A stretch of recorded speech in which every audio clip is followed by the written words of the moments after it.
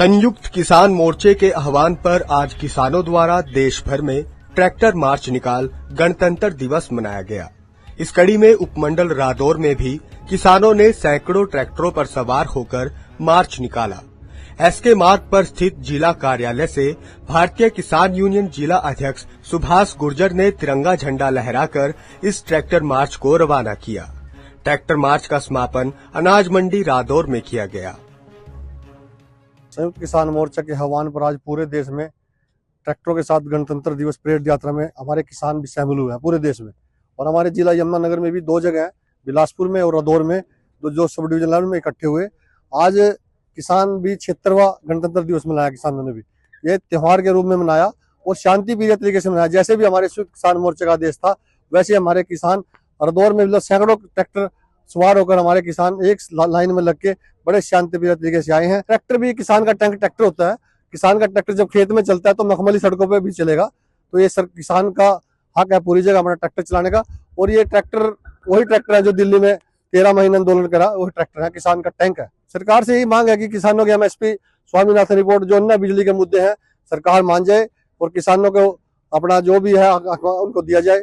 पूरे संयुक्त किसान मोर्चा का कार्यक्रम था और सब डिवीजन लेवल पर पूरे देश के अंदर हुआ है।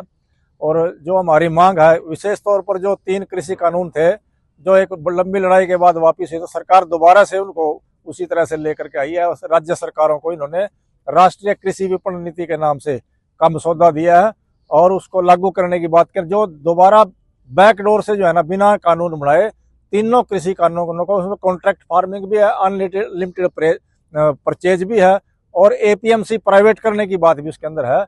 वो सारी उसके विरोध में, उसको निरस्त करने के लिए, उसको खत्म करने के लिए जो है ना आज का कार्यक्रम है।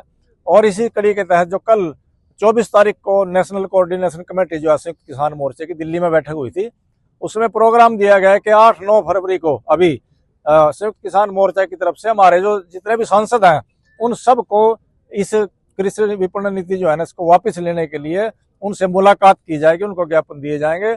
और इसके बाद अगर सरकार कोई मतलब हल नहीं करती है तो 5 तारीख से 5 मार्च से सभी किसान साथी सुन ले, लेटेस्ट फैसला है 5 तारीख से पक्के मोर्चे का आह्वान है।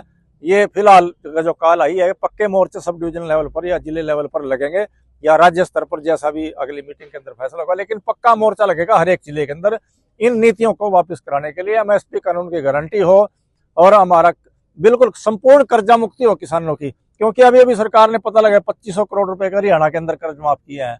तो हम किसानों की भी कर्जा मुक्ति चाहते हैं, एमएसपी कानून की गारंटी और सभी स्वामीनाथन कमीशन के हिसाब से जो रेट बनता है हमारा उसको लागू करने की बात है। क्योंकि 710 रुपए का फर्क है अभी जीरी के रेट में स्वामीनाथन कमीशन के C2 प्लस 50% के हिसाब से। तो हम मांग करते हैं किसानों के इस मांग पत्र पर विचार हो, उसको लागू किया जाए। वही किसानों का कहना है कि केंद्र सरकार एक बार फिर राष्ट्रीय कृषि विपणन नीति के नाम से 3 कृषि कानून किसानों पर थोपना चाहती है, लेकिन संयुक्त किसान मोर्चा इसका डटकर विरोध करेगा। पंजाब केसरी टीवी के लिए यमुनानगर से तिलक भारद्वाज की रिपोर्ट।